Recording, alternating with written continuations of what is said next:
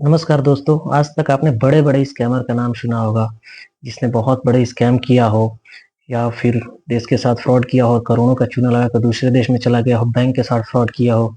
लेकिन आज मैं जिस शख्स के बारे में बताने जा रहा हूँ, उसने रतन टाटा, धीरूभाई अंबानी और देश के प्रथम राष्ट्रपति डॉक्टर राजेंद्र प्रसाद जी के नाम पे कई बार ठगी कर चुका है, जिसे उसके गाँव के लोग मसीहा मानते हैं और आज तक उसे कभी भी कोई पूरी तरह से कैद नहीं कर पाया और हर शातिर ठग को पुलिस उसी के नाम से बुलाती है।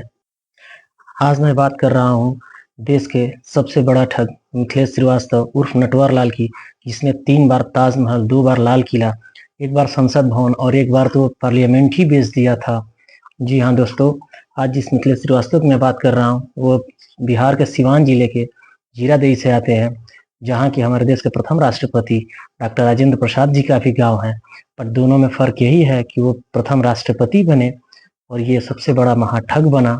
दोनों लोग में कॉमन थी कि दोनों लोग एलएलबी की पढ़ाई किए और एक दिल्ली के लिए निकल के राष्ट्रपति बन गए और दूसरा महाठग बन गया। दोस्तों, यदि चैनल को आपने सब्सक्राइब नहीं किया तो प्लीज़ सब्सक्राइब कर लें। जी दोस्तों, मैं दीपक कुमार पांडे आज जिस महाठग के बारे में बताने जा रहा हूँ, उसने सबसे पहली शुरुआत अपने गाँव से की। उसके पड़ोसी एक बार उसको एक ड्राफ्ट दिए, जो कि जाके बैंक में कहा कि उससे पैसा भजा के लेते आओ। उसने गया और रास्ते में जो उस पे सिग्नेचर बना था, उसको बार-बार फेक सिग्नेचर की कॉपी करने की कोशिश की और एट लीस्ट वो कोशिश करके सक्सेस भी हो गया। उस टाइम तो उसने लाके पैसा दे दिए, लेकिन उसके बाद 2-4 दिन बाद उसने 2 या 3 बार में लगभग 1000 रुपया उसके खाते से निकाल लिया, जो कि उस टाइम के बहुत बड़े पैसा हुआ करते थे। जब उस आदमी ने उसके पिताजी से जाके बोला तो काफ़ी उसको मार और डाँट पड़ी, जिसके चलते वो घर छोड़ के कोलकाता भाग गया और कोलकाता में जाके एक कपड़ा मिल के सेठ के यहाँ उसके बच्चे की ट्यूशन पढ़ाने की नौकरी पकड़ ली। जब वो कोलकाता ट्यूशन पढ़ा रहा था, उस टाइम में उसने अपनी एलएलबी की पढ़ाई भी कर रहे थे। जब तो एलएलबी की पढ़ाई की फीस भरने के लिए उसके पास पैसे नहीं थे, तो उसने सेठ से माँगा, सेठ मना कर दिया।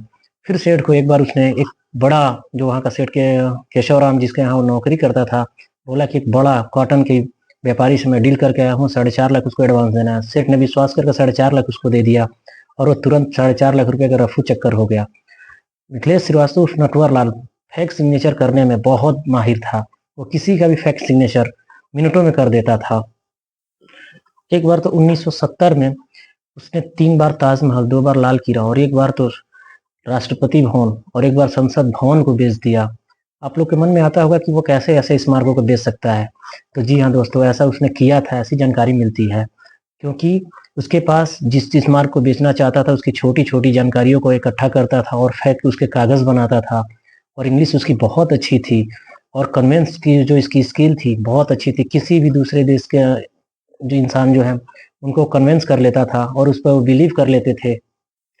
एक बार 1987-88 की बात है, जब देश के हमारे प्रधानमंत्री राजीव गांधी हुआ करते थे और उनके फाइनेंस मिनिस्टर जो हुआ करते थे नारायण दत्त तिवारी, तो उस टाइम मिथिलेश श्रीवास्तव उर्फ नटवर लाल ने कनॉट पैलेस की एक बहुत बड़ी घड़ी की दुकान में गया और बोला कि मैं नारायण तिवारी जी का पीए हूँ और वहाँ पे जो भी कांग्रेस के हमारे नेता हैं, उन सबको एक अच्छी-अच्छी घड़ी गिफ्ट करनी है, तो मुझे दिखाइए अच्छी घड़ी और महँगी घड़ी दिखाइए। उसके मालिक को पहले भरोसा नहीं हुआ, लेकिन इतना बड़ा ऑर्डर देख के उसको लगा कि हाँ, सही बात है और इतना बड़ा ऑर्डर वहीं से आया होगा। उसने महँगी और अच्छी घड़ियाँ दिखाई, फिर उसने पैक करा के बोला कि मैं कल आके ले जाता हूँ इस घड़ी को। अगले दिन गया और बोला, सारे घड़ी पैक करा लिए और बोला कि चलिए हमारे साथ नॉर्थ ब्लॉक की, जो कि नॉर्थ ब्लॉक वीवीआईपी एरिया होता है, वहाँ पे उसको एक आदमी को घड़ी वाले की दुकान से लेके बोला कि चलिए वहीं हम आपको पैसा दे रहे हैं। सारे घड़ी लेके आया और नॉर्थ ब्लॉक में एक फर्जी चेक पे साइन करके दे दिया, जो कि 2 दिन बाद बैंक वालों ने बताया कि ये फर्जी चेक है और फिर वहां से भी वो भाग गया, जिस पे पुलिस केस दर्ज की, लेकिन वो पकड़ में नहीं आया। उसकी सबसे एक दिलचस्प स्टोरी लखनऊ जेल की है, जो कि जेल के रिकॉर्ड में दर्ज है। वह लखनऊ जेल में 1.5 साल से बंद था और उसकी बीवी हर महीने उसके यहाँ चिट्ठी भेजती थी कि खेत की जुताई के लिए पैसे नहीं है, खेत की जुताई करानी है, फिर बुआई करानी है। वो चिट्ठी का जवाब नहीं देता था, क्योंकि उस टाइम या अब भी जब भी जेल में कोई चिट्ठी जाती है, बाहर आती है, तो उसको पहले जेलर चेक करते हैं सिक्योरिटी पर्पज से या स्कैन करते हैं कि क्या उसकी रीजन है, क्या कैसे है। एक बार जेलर देखे कि बहुत सारी चिट्ठियाँ आ रही है और कोई जवाब नहीं दे रहा है, तो उसने तुरंत जाके उससे बोला कि क्यों नहीं चिट्ठी की जवाब दे रहे हो, बार बार घर चिट्ठी आ रही है। तो उसने एक चिट्ठी लिखा और बोला कि खेत के 1 हाथ नीचे मैं कुछ सोने के गहने दबा के रखा हूँ, जिसको कि खुदाई करा के निकाल के और अपनी खेत की जुताई करा देना। जब जेलर इस चिट्ठी को पढ़े तो तुरंत फौरन पुलिस को इन्फॉर्म किए और जाके पुलिस वाले सारे उसके खेत को जुताई कर दिए, खोड़ दिए। फिर दोबारा उसने चिट्ठी लिखा कि मैं जेल के अंदर से इतना ही कर सकता था, इसके बाद जो बुआई हुआ खुद कर लेना, इससे ज्यादा मैं कुछ नहीं करता हूँ। ऐसे ऐसे उस पे सैकड़ों केस दर्ज थे, जिसमें उसे 113 साल की सजा भी हुई थी। लास्ट उसको 1996 में, जब वो कानपुर जेल में था, वहां उसकी तबीयत खराब थी, चलने में भी असमर्थ था, तो उसको वहां से एम्स हॉस्पिटल ले जाया जा रहा था। दिल्ली स्टेशन पे 3 पुलिस वाले उसको एम्स ले जाने के लिए स्टेशन पे लाए, जो कि व्हील चेयर पे था, बिना सपोर्ट के उठ नहीं पा रहा था। फिर पुलिस वाले ने किसी काम से 2 पुलिस वाले बाहर चले गए।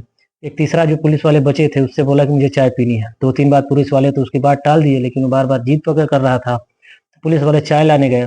जब उधर से आके देखे तो व्हील चेयर खाली पड़ा है और नटवर लाल बिल्कुल वहाँ था ही नहीं। फिर दोबारा कभी पुलिस के पकड़ में वो आया ही नहीं। 84 साल की उम्र में 96 में वो लास्ट टाइम पुलिस के यहाँ से भागा था। पूरे जीवन में वो 10 बार पुलिस को चकमा दे के भागा था। फिर उसके बाद 2009 में उसके वकील दर्ज किए जाके कोर्ट में कि अब नटवर लाल की 1996 में ही मौत हो गई है और जो भी उस पर केस लगाए गए हैं उसको खत्म किया जाए, खारिज किया जाए। जिसको लेके कोर्ट ने फिर उसके घर वालों से पूछताछ की और खत्म की। तो ये किस्सा जो है नटवर लाल की है, जो कि जो भी शातिर ठग होते हैं उसको पुलिस या आम लोग हमेशा नटवर लाल के नाम से ही जाने जाते हैं। लेकिन वो गांव का एक मसीहा था। गांव वाले कहते हैं कि जब नटवर लाल आता था तो कुछ न कुछ गांव में सबको दे के ही जाता था, इसलिए गांव वाले उसको मिस्टर नटवर लाल के नाम से जानते हैं। ऐसी कहानी आपको सुननी हो दोस्तों तो प्लीज सब्सक्राइब चैनल को करें। धन्यवाद दोस्तों।